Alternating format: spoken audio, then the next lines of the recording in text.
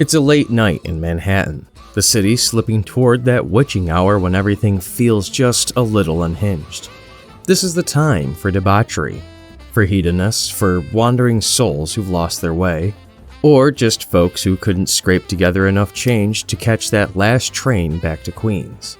High above, Spider-Man is swinging across the rooftop, soaking it all in. He jokes to himself that Manhattan is looking good tonight, and honestly, there isn't much that could ruin his mood. But then, almost on cue, he runs through the usual nightmare scenarios in his head.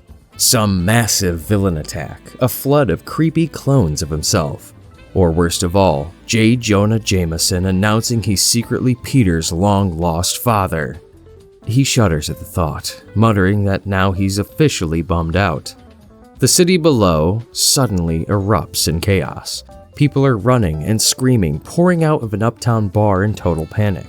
Spider-Man swings down closer, cracking wise that this can only mean one thing. Russell Crowe must be in town. But no, the real reason is far more terrifying. They're fleeing from the hellfire glow of Ghost Rider's burning motorcycle. Inside that bar, the bartender, shaking with fear, stammers out a question about what this terrifying figure wants. Ghost Rider demanded human blood. The poor bartender nearly fainted until Ghost Rider said, "Kidding. Whiskey. Neat. Now." The bartender scrambles to pour it. Ghost Rider then says, "Man, I ask you, what's an ordinary Joe gotta do to get a drink around here?" As he sits and sips, Spider-Man quietly peeks in, hanging upside down. He can't help but snark that Ghost Rider looks like Don Draper from Mad Men, if Draper's head was literally on fire.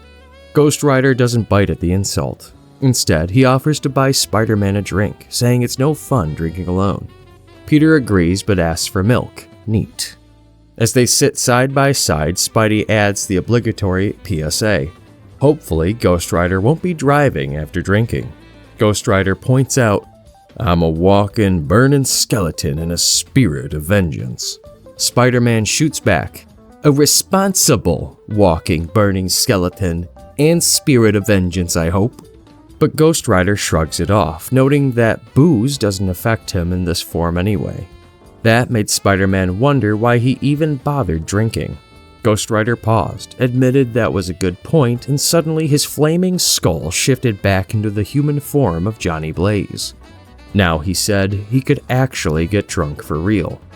Spider-Man curiously asked what he was celebrating. Johnny explained that after years of being used and manipulated by different dark powers, he was finally free. But freedom brought its own burden.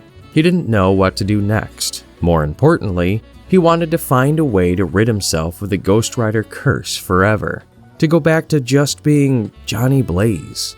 Then he asked Spider-Man something heavy. "Let me ask you something, Mr. Avenger.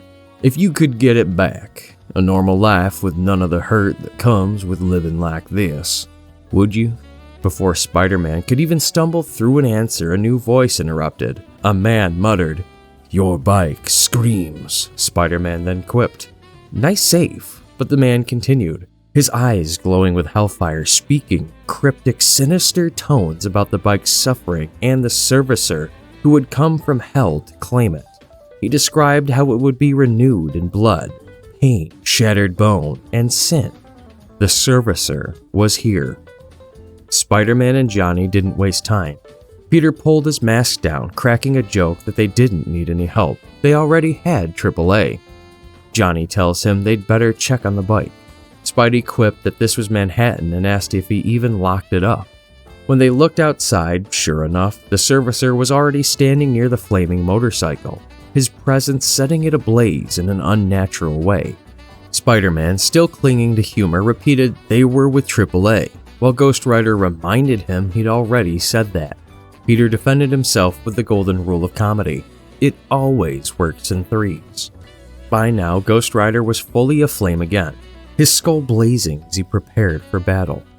The man from the bar came out. He claimed the machine had not been used for its intended purpose. Spider-Man couldn't resist tossing out guesses. Maybe it was for getting girls, cutting commuting times, or doing Fonzie impressions. But soon, more people with burning eyes emerged. One by one, they chanted their message. the collection of souls for hell. Spider-Man just says, "Oh, that." The possessed crowd continues, announcing, "He is displeased, and he shall rectify this matter." The servicer stretches out his hand toward Ghost Rider's bike, as he declares that the hellish transport shall once again feast on mortal pain, as it was always intended to. Before he can lay a hand on it, Ghost Rider roars with fury. "Hands off my fucking ride." He lashes out, attacking the servicer head-on. Spider-Man joins in, flinging webs that splatter across the servicer's face.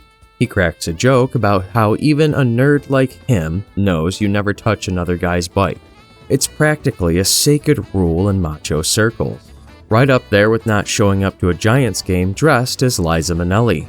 A lesson he admits he learned the hard way. The servicer shrugs off the interference and slams Spider-Man brutally against a wall. Ghost Rider presses forward, refusing to back down.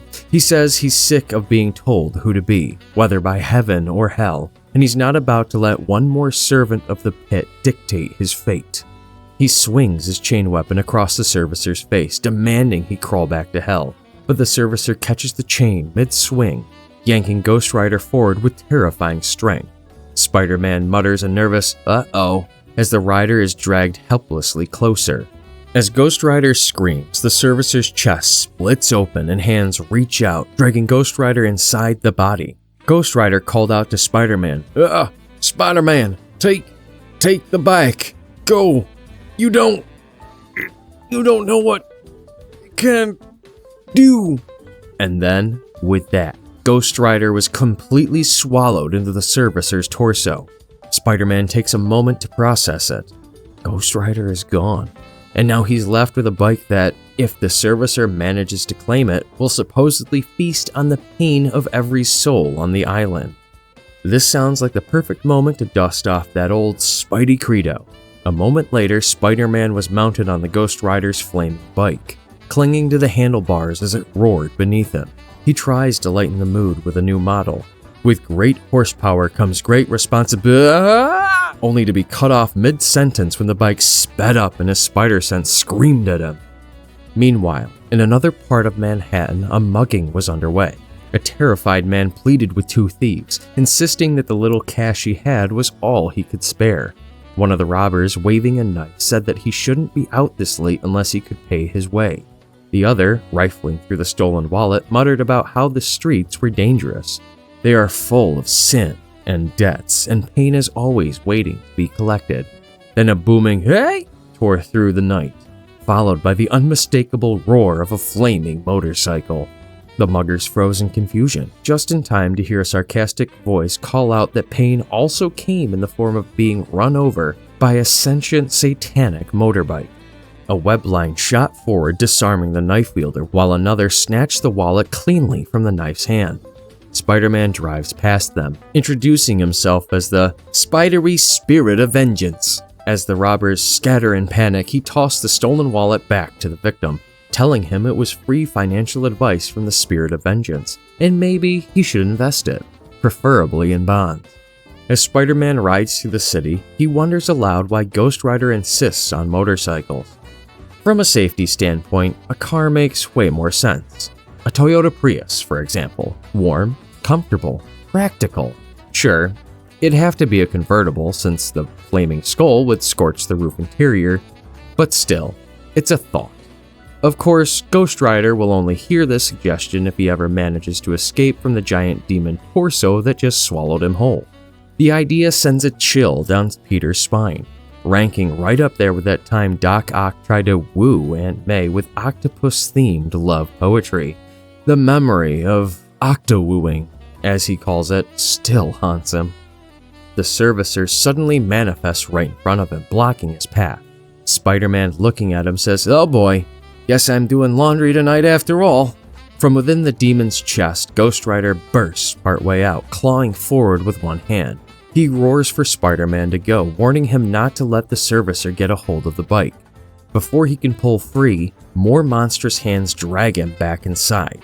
Spider-Man slammed the brakes, tires screeching, and said, "The bike, I know, my laundry concurs." The servicer lashed out with burning chains that whipped forward, aiming straight for Spider-Man. Spider-Man gunned the throttle of Ghost Rider's bike, racing ahead with desperation.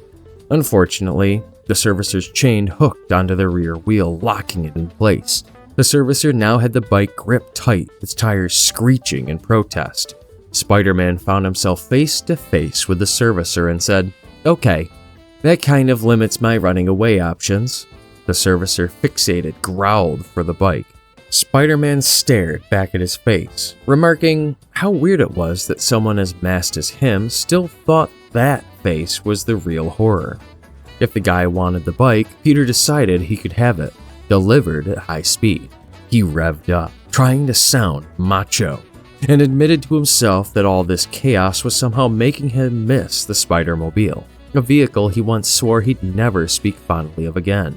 The flames burst around them, grew hotter as Spider-Man and the servicer squared off. He tried to bluff, insisting the servicer would move at the last second. But when the demon only growled in response, Peter quickly bailed, leaping clear as the bike was sucked into the servicer's torso. The bike was sucked into the servicer's body, but the process also expelled Johnny Blaze. Ghost Rider spilled out onto the ground, groaning as Spider-Man cheered, relieved to see him alive. He even joked that it was probably rare for Ghost Rider to hear someone say they were glad he was back. He helped him up, declaring that Manhattan was saved, supernatural problem solved. But Ghost Rider wasn't celebrating. He grabbed Spider-Man and yelled that the bike must not be taken. Peter tried to protest, pointing at his supposed victory. "But I have successfully saved the day with adept superheroes. Look, over." Both of them look over and Spider-Man says, "Oh, that's kind of disappointing." Ghost Rider just says, "Yeah, damn straight." The bike was merging with the servicer, glowing and reshaping into a monstrous new form.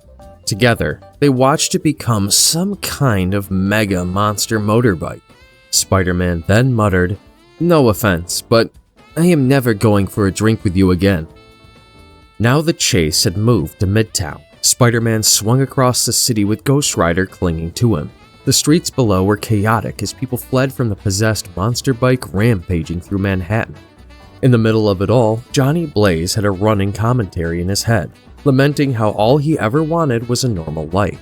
Instead, Hell's mechanic had fused with his bike and was looking to eat human souls while he himself was dangling from webs spun by a man dressed as a spider who was trying to fling him onto a demonic bike. This wasn't even close to normal. With one perfect swing, Spider-Man managed to drop Ghost Rider onto the rampaging bike. Excited, Peter celebrated, but the victory was short-lived. The bike bucked violently, launching Ghost Rider straight into the side of a building with so much force he punched right through the wall. Spider-Man, dangling upside down, asked if he was okay. Ghost Rider groaned, dragging himself out of the wreckage, and Peter quipped that if he were truly a Ghost Rider, he would have just phased through harmlessly instead of demolishing private property. Once Johnny stumbled out, Spidey kept the jokes going, saying that Ghost Rider was a very misleading name since he wasn't a ghost at all. Skull Rider would have been far more accurate. Besides, it wasn't like he had a big brand reputation to protect, so maybe a rebrand was in order. Ghost Rider shot back that Peter was only bringing this up now. Spidey shrugged, saying it had just occurred to him. Ghost Rider looks him in the eyes and said, "I'll keep it in mind. Where'd the bike go?" Spider-Man knew exactly where it would be though. Whenever anyone, tourist, demon, or mass soul eater, visited Manhattan for the first time, there was only one place they went: top of the rock. Sure enough, the servicer was climbing the building. Spider-Man swung hard, carrying Ghost Rider along with him, trying to close the distance before things got even worse. Ghost Rider demanded to know why. Spider-Man explained that the lines at the Empire State were always too long, and this way they'd actually get to see the building instead of standing in the queue. Ghost Rider snapped back, "No, you idiot. It said it wants to use the bike to feast on the mortal pain of the souls massed on this island. Somehow, it having a skyscraper view over that entire island strikes me as being a bad thing. A very bad thing." Sure enough, the bike reached the very top and began to shift. The air pulsed with dark energy. Ghost Rider's thoughts grew heavy and bitter. He admitted to himself that he no longer wanted to be the Ghost Rider. Damnation, redemption, pain, power, it was always the same cycle of suffering, and he was done with it. As the servicers screamed, waves of agony rolled outward, hitting the city below. People everywhere clutched their heads, collapsing in pain, the sound ripping through their very souls. Spider-Man and Ghost Rider finally closed the gap to the top. Peter told Johnny he was taking back the earlier Skull Rider suggestion. Ghost Rider, confused, says, "What?" Peter answered, "You're the Ghost Rider." "The Ghost Rider." Ghost Rider then asks if Spidey wanted an autograph. Spider-Man tells him, "No, you gotta stop this." Spider-Man was buckling under the servicer's scream, clutching his ears, falling to his knees. Between clenched teeth, he muttered that he'd stopped goblins, green ones, hob ones, and he'd fought nerds with octopus arms. But this was beyond him. The souls, the hell, the sheer weight of it, this was Ghost Rider's domain. His bike, not his. Between gasps of pain, he recalled Johnny's earlier question, whether he'd give up being Spider-Man for a normal life. His answer was no. He had saved too many. Ghost Rider stepped forward. "Hey, you're from hell, right?" he called out, reminding the demon of what it was. The servicer was from hell, its entire role bound up in this motorcycle, designing it to chew through human souls like some nasty spiritual roadkill. And now it was throwing a tantrum because things hadn't gone according to its plan. He then says, "Well, guess what I near forgot. I am the Ghost Rider." Right now, the servicer was merged with his bike, which meant things were about to get very, very personal. The servicer roared and revved, tires screaming fire across the building. Ghost Rider met him head-on, chains igniting as he swung them. He shouted that this was his kind of exorcism, the hellfire chain slamming into the servicer with enough force to tear the fused monstrosity apart. The bike and the demon separated, the servicer crashing to the ground. Ghost Rider declared he would choose the roads his bike rode down, whether he liked it or not.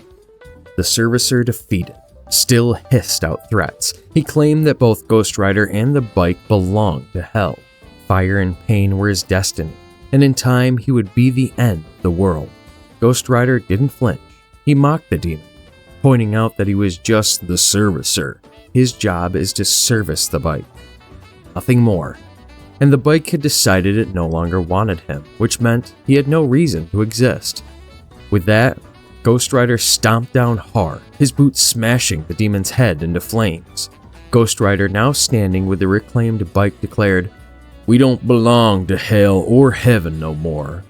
So when your essence, or whatever the hell this is, drifts back to the lake of fire, spread the word." Behind him, Spider-Man, still nursing a pounding headache, said it sounded like Ghost Rider was retiring.